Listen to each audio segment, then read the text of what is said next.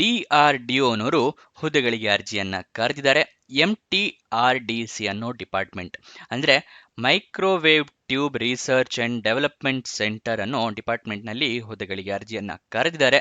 Total 2 ಹುದ್ದೆ ಖಾಲಿ ಇದೆ. ಉದ್ಯೋಗ ಸ್ಥಳ ಬೆಂಗಳೂರು, ಕರ್ನಾಟಕ. ಯಾವ್ಯಾವ ಹುದ್ದೆ ಅಂತ ನೋಡೋದಾದ್ರೆ ಜೂನಿಯರ್ ರಿಸರ್ಚ್ ಫೆಲೋ ಮತ್ತೆ ರಿಸರ್ಚ್ ಅಸೋಸಿಯೇಟ್ ಹುದ್ದೆ ಇದಾಗಿದೆ.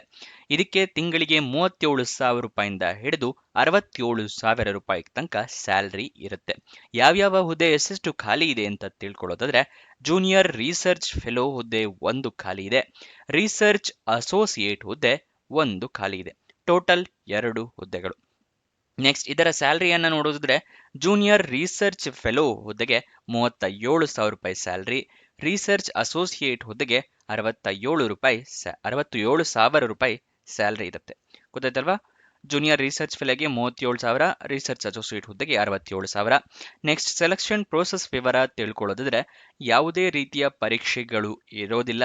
Return test, computer based test, ಈ ಥರ ಯಾವುದೇ ರೀತಿಯ ಟೆಸ್ಟ್ಗಳು ಕೂಡ ಇರೋದಿಲ್ಲ. ಜಸ್ಟ್ ನೀವು ವಾಕ್ ಇನ್ ಇಂಟರ್ವ್ಯೂನ ಪಾಸ್ ಮಾಡಿದ್ರೆ ಸಾಕು, ನಿಮಗೆ ಜಾಬ್ ಸಿಗುತ್ತೆ. ಗೊತ್ತಾಯ್ತಲ್ವಾ? ಅದಕ್ಕೋಸ್ಕರ ಎಲ್ಲರೂ ಅರ್ಜಿಯನ್ನ ಹಾಕ್ಕೊಳ್ಳಿ. ಅರ್ಜಿಯನ್ನ ನೀವು ಹೇಗೆ ಹಾಕ್ಕೋಬೇಕು ಅಂತ ಹೇಳಿದ್ರೆ ನೀವು ಯಾವುದೇ ರೀತಿಯ ಅರ್ಜಿ ಹಾಕೊಳ್ಳೋಕೆ ಅವಶ್ಯಕತೆ ಇರೋದಿಲ್ಲ. ವಾಕ್ ಇನ್ ಇಂಟರ್ವ್ಯೂನ ಪಾಸ್ ಮಾಡಿದ್ರೆ ಸಾಕು, ನಿಮಗೆ ಜಾಬ್ ಸಿಗುತ್ತೆ. ಆದರೆ ವಾಕ್ ಇನ್ ಇಂಟರ್ವ್ಯೂ ಅಟೆಂಡ್ ಮಾಡೋಕ್ಕಿಂತ ಮುಂಚೆ ನೋಟಿಫಿಕೇಶನ್ನ ಸಂಪೂರ್ಣವಾಗಿ ಓದ್ಕೊಳ್ಳಿ. ಏನೇನು ಎಲಿಜಿಬಿಲಿಟಿ ಕ್ರೈಟೀರಿಯಾ ತಿಳ್ಕೊಂಡ ನಂತರನೇ ಹೋಗಿ. ಅಥವಾ ಯಾವ್ದಾದ್ರು ಒಂದು ಡಾಕ್ಯುಮೆಂಟ್ ಮಿಸ್ ಆಗಿದ್ರೆ ಅಥವಾ ಏನಾದರೂ ನಿಮ್ಮ ಎಲಿಜಿಬಿಲಿಟಿ ಕ್ರೈಟೀರಿಯಾ ಮಿಸ್ ಆಗಿದ್ರೆ ನಿಮಗೆ ಜಾಬ್ ಸಿಗೋದಿಲ್ಲ. ಮತ್ತೆ ನೀವು ಅಲ್ಲಿಗೆ ಹೋಗಿರೋ ಶ್ರಮ ಕೂಡ ವೇಸ್ಟ್ ಆಗುತ್ತೆ, ಶ್ರಮ ದುಡ್ಡು ಎಲ್ಲ. ಅದಕ್ಕೋಸ್ಕರ ಅದನ್ನು ಸಂಪೂರ್ಣವಾಗಿ ಓದ್ಕೊಳ್ಳಿ. ಡೌನ್ಲೋಡ್ ಮಾಡೋದು ಹೇಗೆ ಅಂತ ಕೂಡ ತಿಳಿಸ್ಕೊಡ್ತೀವಿ. ಏನೇನು ಡಾಕ್ಯುಮೆಂಟ್ಸ್ ರೆಡಿ ಇಟ್ಕೋಬೇಕು ಅಂತ ಹೇಳಿ ತಿಳಿಸ್ಕೊಡ್ತಾ ಇದ್ದೀನಿ. ಮೊದಲನೇದಾಗಿ ID ಪ್ರೂಫ್ ಬೇಕಾಗುತ್ತೆ. ಅಂದರೆ ಫೋಟೋ ಇರುವಂತಹ ID ಪ್ರೂಫ್ ಬೇಕು. ಆಧಾರ್ ಕಾರ್ಡ್, ವೋಟರ್ ID ಅಥವಾ ಪಾನ್ ಕಾರ್ಡು. ನೆಕ್ಸ್ಟ್ ಏಜ್ ಪ್ರೂಫಿಗೆ SLC ಮಾರ್ಕ್ಸ್ ಕಾರ್ಡ್ ಬೇಕಾಗುತ್ತೆ. ಎಜುಕೇಷನ್ ಕ್ವಾಲಿಫಿಕೇಷನ್ಗೆ ನಿಮ್ಮ ಮಾರ್ಕ್ಸ್ ಕಾರ್ಡು, ಸರ್ಟಿಫಿಕೇಟ್ಸು ಎಲ್ಲ ಬೇಕು. ನಿಮ್ಮ recent passport size photograph, experience ಇದ್ದರೆ ಎಕ್ಸ್ಪೀರಿಯನ್ಸ್ ಸರ್ಟಿಫಿಕೇಟು, ಮತ್ತು ಕ್ಯಾಸ್ಟ್ ಸರ್ಟಿಫಿಕೇಟ್ ಇದ್ದರೆ ಅದನ್ನು ಇಟ್ಕೊಂಡಿರಿ. ಮತ್ತು ಅಂಗವಿಕಲರಾಗಿದ್ದರೆ ಡಿಸೇಬಿಲಿಟಿ ಸರ್ಟಿಫಿಕೇಟ್ ಇಟ್ಕೊಂಡಿರಿ. ಎಲ್ಲ ಡಾಕ್ಯುಮೆಂಟ್ಸ್ದು ಕೂಡ ಒರಿಜಿನಲ್ಲು ಇಟ್ಕೊಂಡಿರಿ. 2 ಸೆಟ್ ಜೆರಾಕ್ಸ್ ಕಾಪಿ ಮಾಡ್ಕೊಂಡು ಕೂಡ, ಅಂದರೆ ಫೋಟೋಸ್ ಕಾಪಿ ಕೂಡ ಮಾಡ್ಕೊಂಡು ಹೋಗಿ ವಾಕ್ ಇನ್ ಇಂಟರ್ವ್ಯೂ ದಿವಸ. ಗೊತ್ತಾಯ್ತಲ್ವಾ? ವಾಕ್ ಇನ್ ಇಂಟರ್ವ್ಯೂ ಎಲ್ಲಿ ನಡೆಯುತ್ತೆ ಅಂತ ಹೇಳಿ ತಿಳಿಸ್ಕೊಡ್ತಾ ಇದ್ದೀನಿ. MTRDC reception near Bharat electronics north gate, Jalahalli post, Bengaluru 560013. ಈ ಪ್ಲೇಸ್ನಲ್ಲಿ ನೀವು ವಾಕ್ ಇನ್ ಇಂಟರ್ವ್ಯೂನ ಅಟೆಂಡ್ ಮಾಡಬೇಕಾಗತ್ತೆ. ಯಾವತ್ತು ಅಂತ ಹೇಳಿ ತಿಳಿಸ್ಕೊಡ್ತಾ ಇದ್ದೀನಿ. ಬೇರೆ ಬೇರೆ ಜಾಬಿಗೆ ಬೇರೆ ಬೇರೆ ದಿನ ಇದೆ. ಜೂನಿಯರ್ ರಿಸರ್ಚ್ ಫೆಲೋ ಹುದ್ದೆಗೆ 8 ಜನವರಿ, ರಿಸರ್ಚ್ ಅಸೋಸಿಯೇಟ್ ಹುದ್ದೆಗೆ 9 ಜನವರಿ. ಆ 2 ದಿನ ನೀವು ಇಂಟರ್ವ್ಯೂನ ಅಟೆಂಡ್ ಮಾಡಬಹುದು.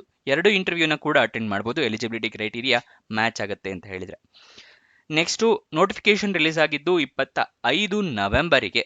ಕೊನೆಯ ದಿನಾಂಕ ಅಂದರೆ ವಾಕ್ ಇನ್ ಇಂಟರ್ವ್ಯೂ ದಿನಾಂಕ ಇರೋದು ಮುಂಚಿನ ತಿಳಿಸಿದಾಗ 8 ಮತ್ತು 9 ಜನವರಿ 2026.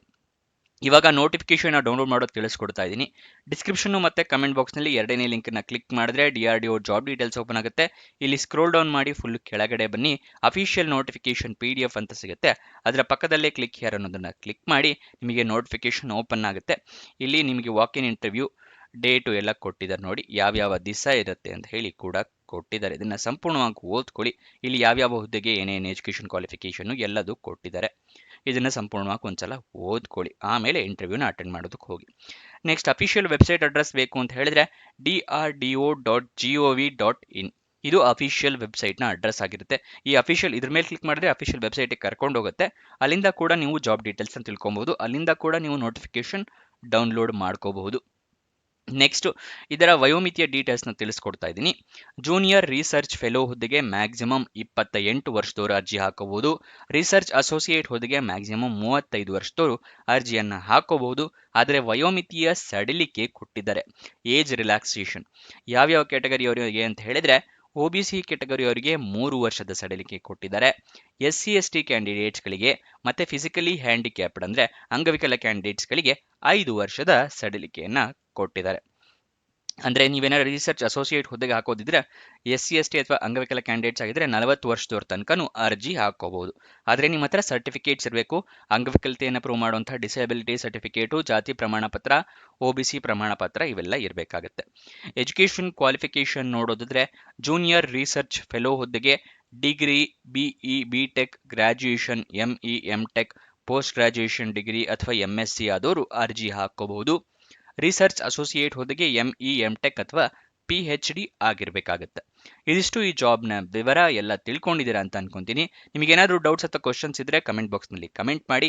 ಮತ್ತೆ ನಿಮಗೆ ಡೌಟ್ ಇದ್ರೆ ಯಾವ ವೆಬ್ಸೈಟಿಂದ ಜಾಬ್ ಡೀಟೇಲ್ಸ್ ತಿಳಿಸ್ಕೊಡ್ತಾ ಇದ್ದೀವಿ ಅಂದರೆ ನಮ್ಮದೇ ವೆಬ್ಸೈಟು prgovernmentjobs.com ಅಂತ ಹೇಳಿ ಡಿಸ್ಕ್ರಿಪ್ಷನ್ ಮತ್ತು ಕಮೆಂಟ್ ಬಾಕ್ಸ್ನಲ್ಲಿ ಮೊದಲನೇ ಲಿಂಕನ್ನು ಕ್ಲಿಕ್ ಮಾಡಿ. ಹಲವಾರು ಜಾಬ್ಸ್ ಇರುತ್ತೆ, ಅಲ್ಲಿಂದ ಅಪ್ಲೈ ಮಾಡ್ಬೋದು. 10th pass, 12th pass, degree jobs, ಈ ಥರ ಹಲವಾರು ಜಾಬ್ಸ್ ಇರುತ್ತೆ ಈ ವೆಬ್ಸೈಟ್ನಲ್ಲಿ. ನೆಕ್ಸ್ಟು, ನೀವು ನಮ್ಮ ವಾಟ್ಸಪ್ ಮತ್ತು ಟೆಲಿಗ್ರಾಮ್ ಚಾನಲ್ ಜಾಯ್ನ್ ಆಗಿಲ್ಲ ಅಂತ ಹೇಳಿದ್ರೆ ಡಿಸ್ಕ್ರಿಪ್ಷನಲ್ಲೇ ಅದೆರಡರ ಲಿಂಕು ಕೂಡ ಇದೆ, ಅಲ್ಲಿಂದ ಕೂಡ ಜಾಯ್ನ್ ಆಗ್ಬೋದು. ಅಥವಾ ಈ ವೆಬ್ಸೈಟ್ನಲ್ಲೂ ಕೂಡ ಈ ರೀತಿ ಬಟನ್ಸ್ ಇದೆ, ವಾಟ್ಸಪ್ ಮತ್ತು ಟೆಲಿಗ್ರಾಮ್ ಅಂತ, ಇಲ್ಲಿಂದ ಕೂಡ ನೀವು ಕ್ಲಿಕ್ ಮಾಡಿ ಜಾಯ್ನ್ ಆಗಿ ಪ್ರತಿದಿನ ಜಾಬ್ ಡೀಟೇಲ್ಸ್, ಜಾಬ್ ಲಿಂಕ್ಸ್ನ ಪಡ್ಕೊಳ್ಳಿ.